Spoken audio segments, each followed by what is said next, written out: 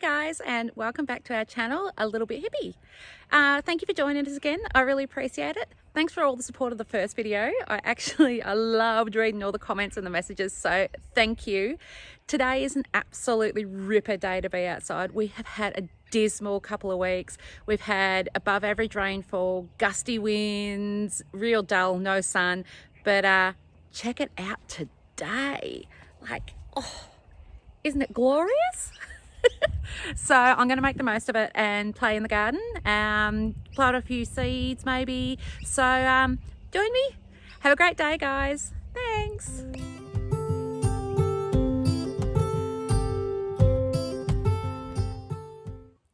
So I had a few comments and questions regarding the last video, which was great. Don't get me wrong, I love people's feedback, but when you get questions like this one, I'm going to be pretty straight.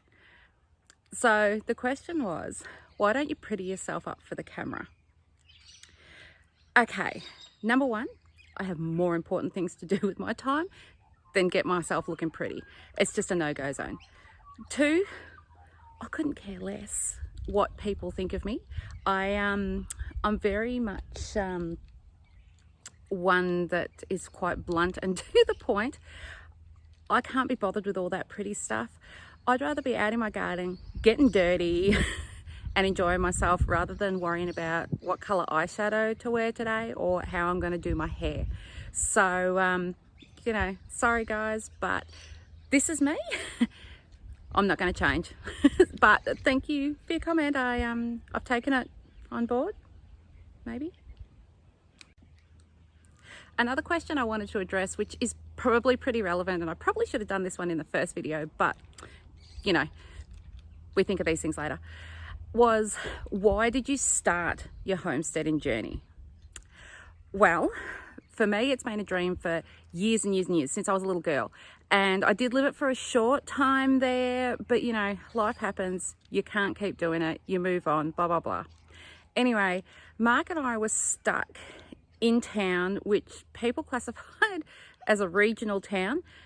I still hated it. To me, it was like big city.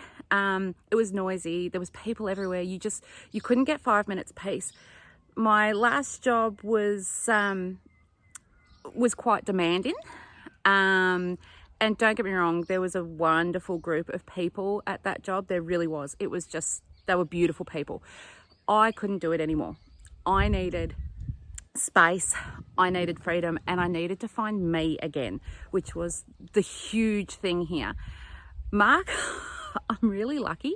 Mark pretty much goes with the flow. He really doesn't care as long as I'm there, we have a roof over our head, and our animals are happy. That's him. But since discovering this life, Mark's loving life. Mark has discovered that he can fence, he can build, he can garden, he can build a shed, which I'm pretty impressed at. He's done really well. So, moral of the story, we'd had enough. We needed to venture out. Homesteading has always been a huge interest of mine, and Mark has certainly gone along with it and is loving it. So it really came down to the fact that we needed a change and we needed to find ourselves again. So that's really what kickstarted it. And reading books like The Simple Life by Rhonda Hetzel, highly recommend it. I'll put a link down the bottom. That really sparked that flame and got us going again. So we started looking for land in November last year. Might have even been a bit before that. We found this place in November last year, and it was instant. We sort of got out of the car and just went, this is it. So the rest is history, I guess. Sorry, we'd had enough, and now we are just loving life. So thanks for the questions. Keep them coming. I really love it. I will do another garden tour because I was already asked for another garden tour, even though not much has really happened, but I'll get onto that ASAP. So thanks guys, I really appreciate your input. Thank you for all the support. You've just been absolutely wonderful, and stay tuned. Yeah, in the hothouse today. Not going to complain. 11 degrees outside, probably close to 20 degrees in here, but I can't say a thing. Oh well. Something I get asked a lot is about my potting medium. Now sure, you can go out and buy a ready-made bag of seed raising mix, entirely up to you.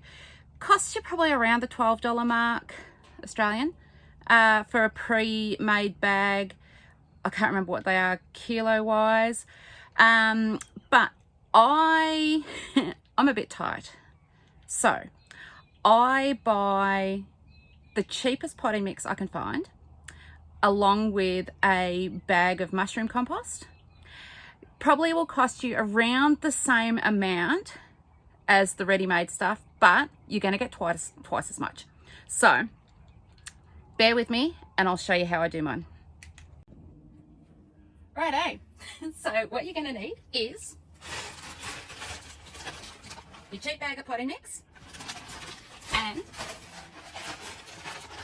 mushroom compost. Now these are just what I can find in my local produce store. Easy to get and pretty reasonably priced. I think they cost me around the $12–13 mark together. I could be wrong there, but around that anyway. Then I have my tub for the potting mix to go into, and I have one of these cheap sieves from Bunnings. I think they're $4 or $5, worth every penny.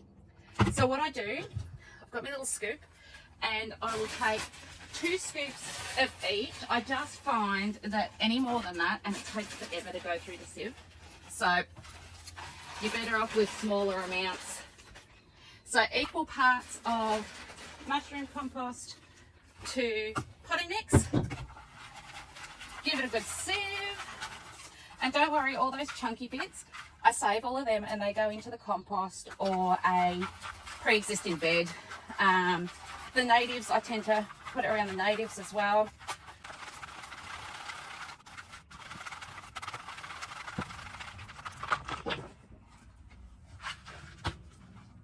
Righto.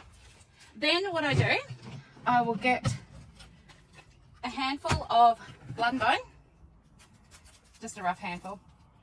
Make sure you mix this really, really well. You don't want clumps of blood and bone anywhere. You'll find that if you do that, you're going to burn your seeds and or seedlings. So make sure it's mixed really, really well. And that's what you're left with. Pretty awesome, isn't it?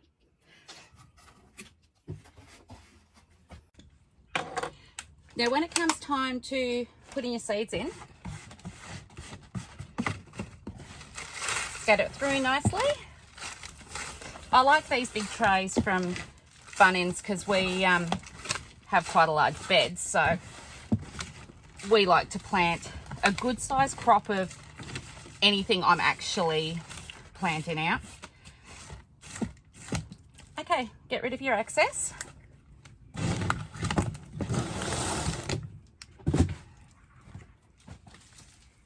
And then make your little holes for your seeds.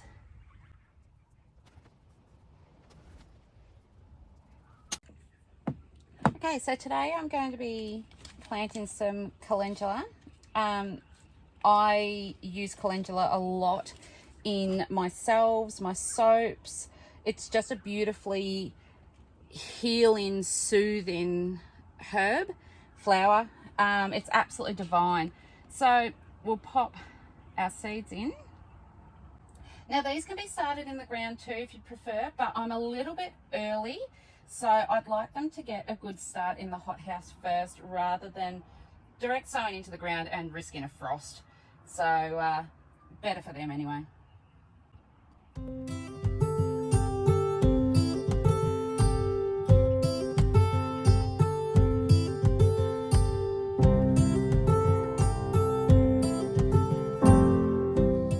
So once you've got the seeds in, cover them up nicely and then give them a tap down.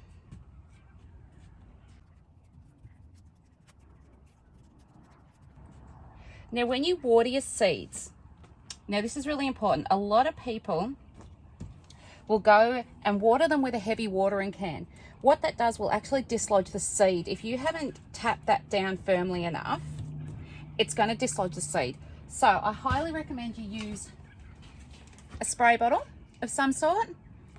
Now you can place them in a tray and water from the bottom and let them absorb up if you prefer. I find in the hothouse, if I thoroughly wet it first for their very first watering, they generally stay damp for a good couple of days, and I find I only have to water probably every 2 to 3 days during this kind of weather. Summer, I'm probably looking at least twice a day, depending.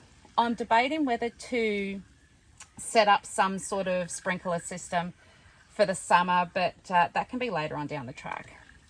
So make sure these are thoroughly watered, and then they can go on the shelf. They're ready to go. I label them with my little labels, write on it what it is, the date, that sort of thing.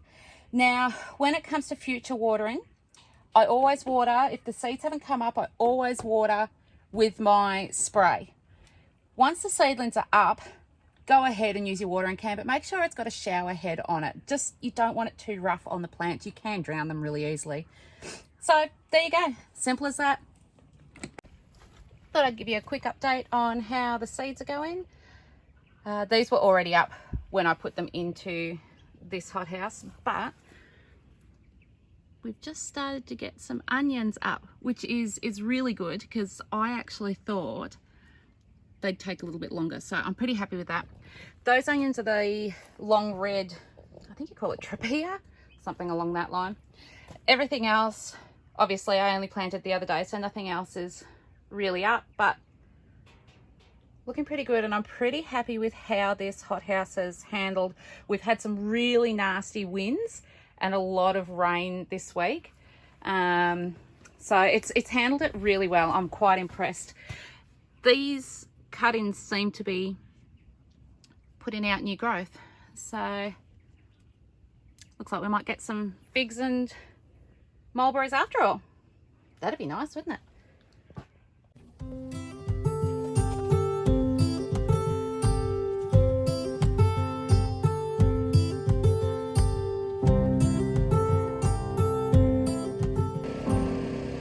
Thanks again for tuning in. I really appreciate the support. Now, if you'd like to leave a comment, just comment down below. I receive notifications of that. You can find us on Facebook. Just go on and look up A Little Bit Hippie, look for the yellow flower with the bee. You're more than welcome to join the page and message me through there. If you have any questions, any feedback whatsoever, I love to hear from you, no matter how funny it is. I do like to hear from you, so please get in touch. And until next time, remember, live life to the fullest, love beyond words, and laugh like no one can hear you. Bye.